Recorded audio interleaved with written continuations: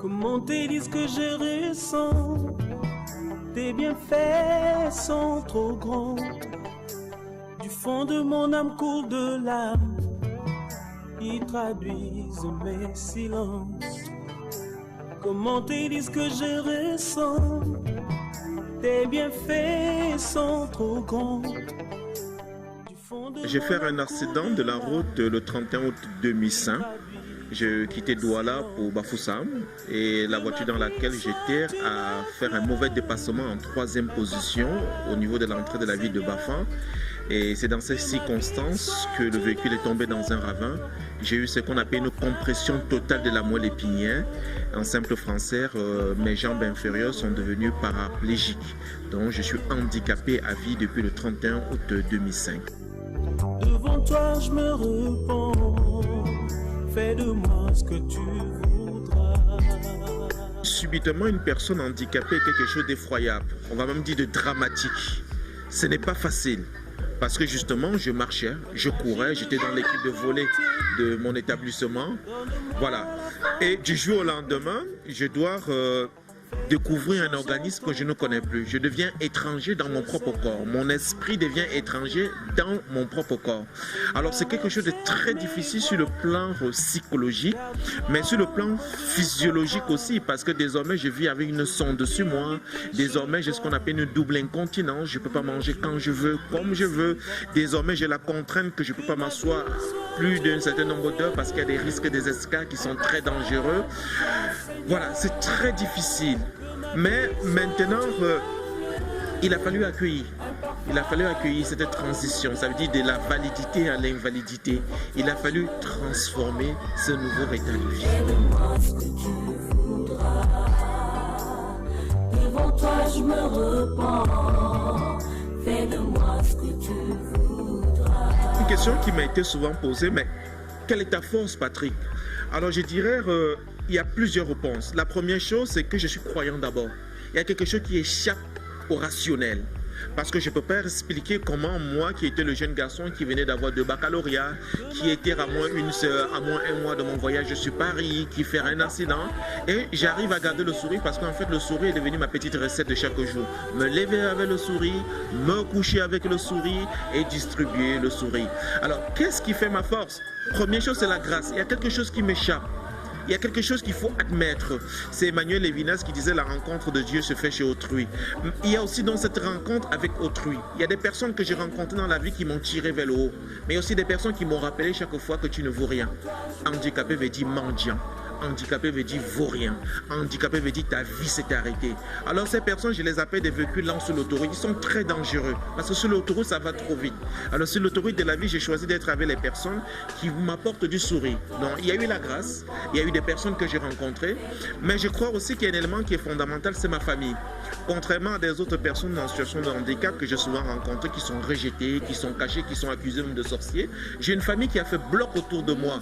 Vous avez entendu des enfants qui sont en train de crier tout à l'heure et tout ça. C'est-à-dire, même aux plus petits enfants de la maison, ils ont accepté mon handicap. Ils ont dit, tonton, on ne va pas te laisser tomber, on va être avec toi. Et ça, je peux vous dire, c'est un paradis de savoir qu'on a une famille qui nous aime, une famille qui nous accompagne. Mais enfin, il y a aussi un dernier élément qu'il faut oser le dire, les soins sur le plan médical. Parce qu'aujourd'hui encore au Cameroun, beaucoup de personnes en situation de handicap, particulièrement l'handicap moteur, ça veut dire quand on parle de handicap moteur, ça veut dire que la moelle épinière a été par exemple touchée, meurent à cause des escarres. Meurent parce que tout simplement, ils ont une infection urinaire, ils n'ont pas les moyens pour se payer un péniflex. Vous imaginez encore à Douala, le péniflex c'est un embout qu'on met au niveau du sexe masculin pour pouvoir faire sortir les urines. Alors ça coûte encore 3500. Le protocole demande qu'on utilise 1 par jour. Combien de malades peuvent s'offrir un péniflex à 3500 par jour?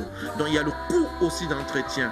Et là je dis merci. Merci aux anges de la vie qui de temps en temps sont passés en disant Patrick, tiens, voilà un péniflex pour toi. Merci aux parents qui ont dit à un moment, aujourd'hui je ne m'achète pas une chaussure, je ne m'achète pas un habit, je veux que mon fils ait un coussin anti-escar. Je crois que ces 4 éléments sont en grande ensemble. Maintenant, peut-être on me dira qu'il y a ma résilience, il y a peut-être aussi ma volonté. Ça, c'est vrai.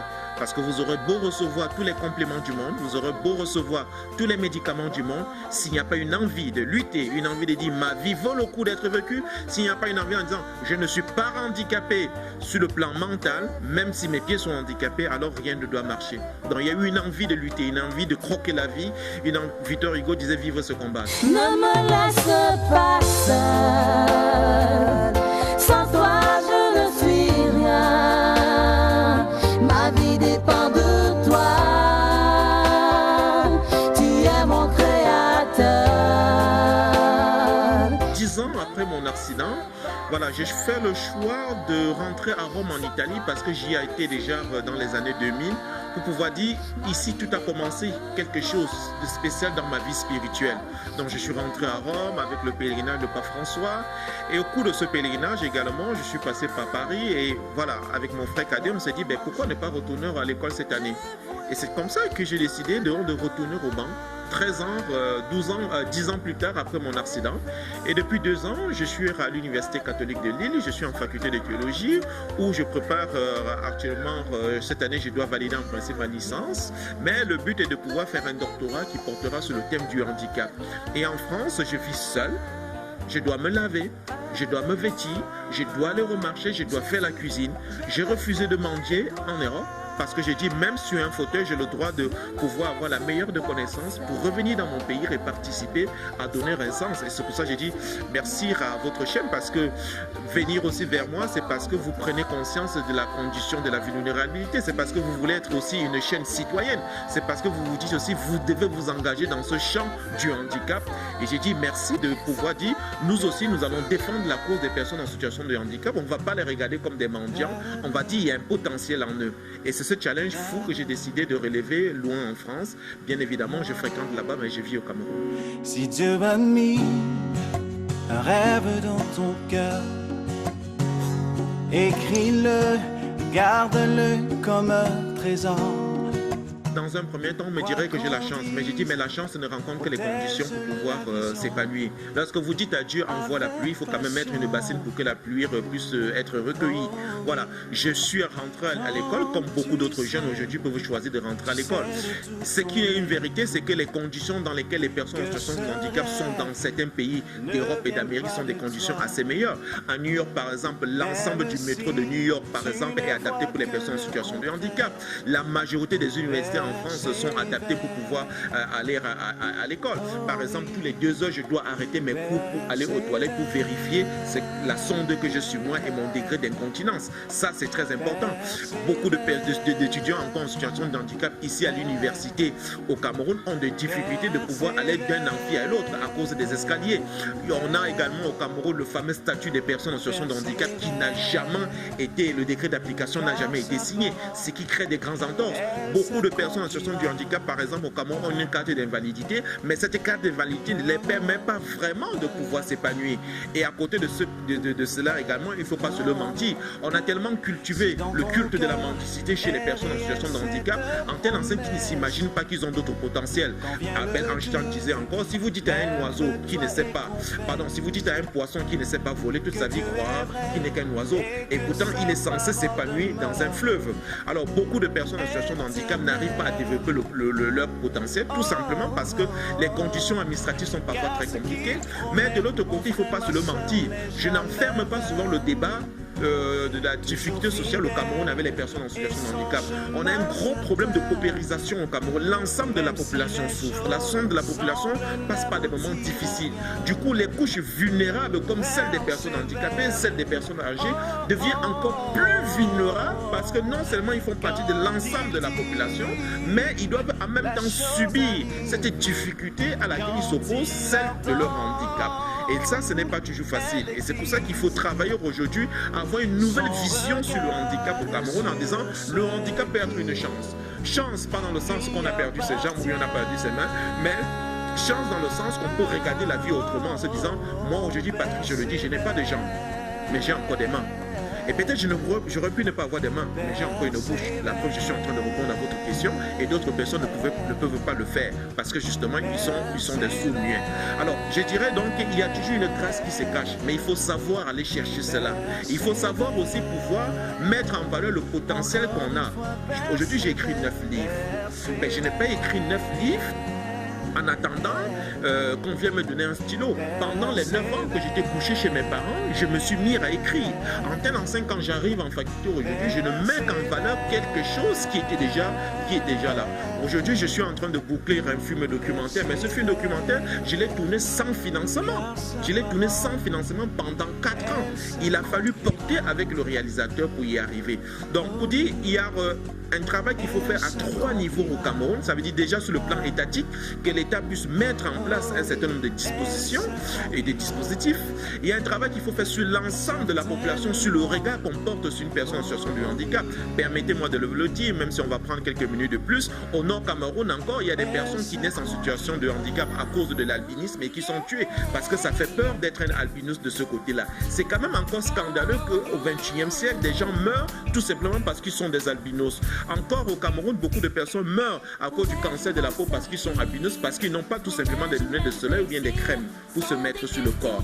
Alors donc il y a ce regard qu'il faut porter sur la population pour que la personne en situation de handicap ne soit pas toujours regardée comme la personne qui veut 100 francs. Ou bien quand je t'appelle, c'est parce que je veux que tu me dépannes. Voilà. Et enfin, il y a un troisième travail à faire, c'est au niveau des personnes en situation de handicap nous-mêmes.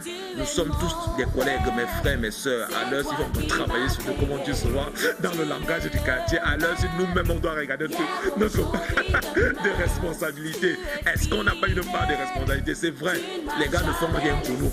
C'est vrai, il n'y a pas d'argent, rien. Mais est-ce que, quelque part aussi, nous aussi, on ne doit pas apprendre à être honnête, par exemple, dans nos associations?